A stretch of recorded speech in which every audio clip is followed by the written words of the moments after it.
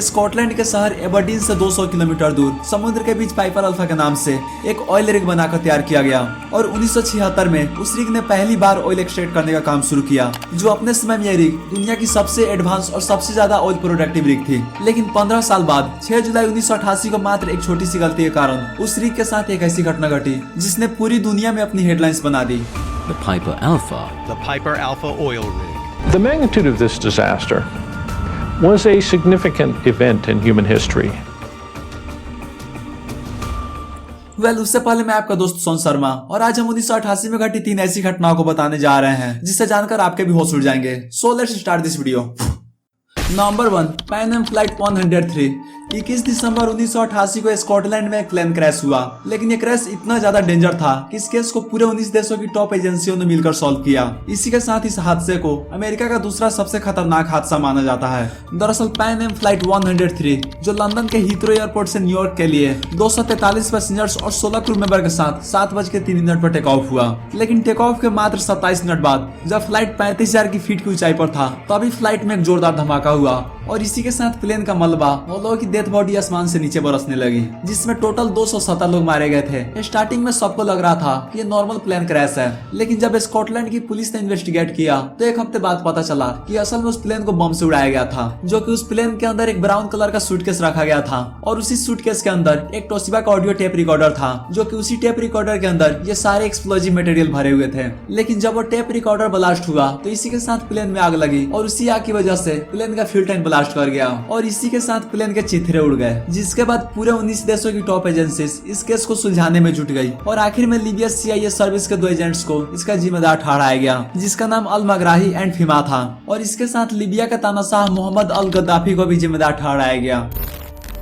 Number 2, जुनको फुरुता rape case. 80 के दशक में जापान से एक ऐसी घटना निकलकर लोगों के सामने आई जिसने जापान के साथ पूरी दुनिया को शर्मसार कर दिया, क्योंकि कोई सोच भी नहीं सकता था कि ऐसा भी हो सकता है।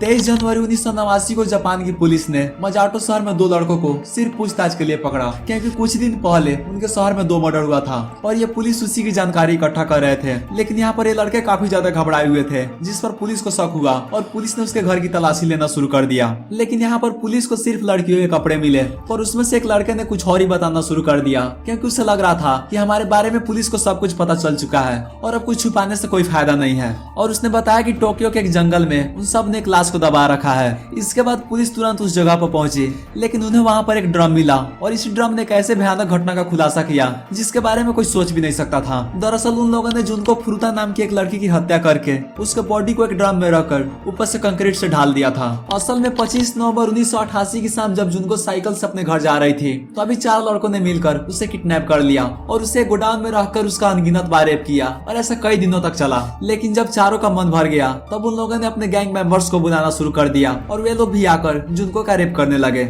और इस तरह से कभी कभी दिन में 15-15 लड़कों ने जुनको का रेप किया था। यहाँ पर कुछ बातें ऐसी भी है जो मैं आपको बता भी नहीं सकता। अब आप इस बात से अंदाजा लगा सकते हैं इस केस के ऊपर अब तक 3 किताबें लिखी जा चुकी है और एक मूवी भी बन चुकी है जिसका नाम कंक्रीट है और ये मूवी 2004 में रिलीज हुई थी। लेकिन 7वें दिन बाद वे लोग जुनको को एक ऐसे घर में ले आकर रखा जहाँ पर वे लोग दिन भर नशे करते थे और नवम्बर की ठंड में वे लोग उसे बिना कपड़ों के रखते थे और उसे खाना भी उतना ही देते जितना से वो जिंदा रह सकती थी। यहाँ तक कि कई बार ये लोग उसके प्राइवेट पार्ट में लोहे की रॉड, बल्ब और जिंदा कॉकरोच तक घुसा देते थे और ऐसा करते करते पूरे 35 दिन बीत गए और अब तक उसके साथ 100 से भी ज्यादा लड़कों ने 500 बार से भी ज्यादा रेप कर चुका था। लेकिन जब उनको लगने लगा कि अब हमारे किसी काम की नहीं है तब उसके बॉडी को इन लोगों ने सिगरेट से जलाना शुरू कर दिया और इस तरह से पूरे 44 दिनों की दर्द सहने के बाद आखिरकार उसकी मौत हो गई, जिसके बाद उन लोगों ने उसे एक ड्रम में कंक्रीट से ढालकर टोक्यो के एक जंगल में फेंक दिया। लेकिन इसके बाद जापान की पुलिस ने कैसे धोखाधड़ी से 2 लोगों को पकड़ा ये मैंने आपको पहले ही बता दिया था। लेकिन इस केस में मात्र 4 लोग ही पकड़े गए और वो भी बहुत ही जल्द जेल से बाहर आ गए।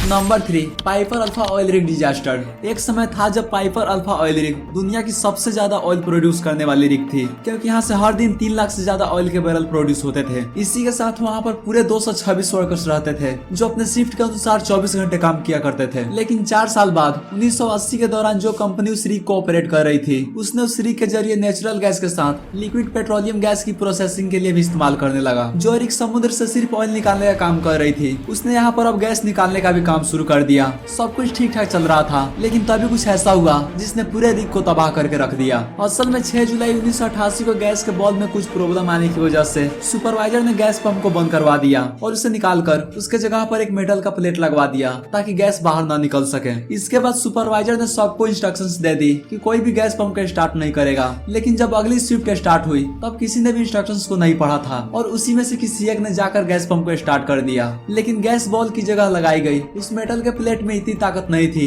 कि वो गैस के प्रेशर को बर्दाश्त कर सके। इसके बाद वो मेटल का प्लेट एक जोरदार धमाके के साथ बहुत ही भयानक तरीके से फट गया और फिर वही हुआ जिसके बारे में किसी ने सोचा तक नहीं था। ऑयल और गैस की वजह से आग बहुत ही भयानक तरीके से भड़क उठा और मात्र कुछ ही मिनट में पूरा रिग पूरी तरह से तबाह हो गया, जिसमें पूरे 167 वर्कर जो अपनी जान से हाथ धो बैठे। और इस तरह से मात्र एक छोटी सी गलती के कारण उस कंपनी को $2 बिलियन का नुकसान उठाना पड़ा। तो दोस्तों आज के लिए बस इतना ही। अगर वीडियो पसंद आया तो ठोको लाइक और साथ में शेयर सब्सक्राइब भी कर देना। मिलता है अगली वीडियो में एक नए टॉपिक के साथ, तब तक के लिए जय हिंद।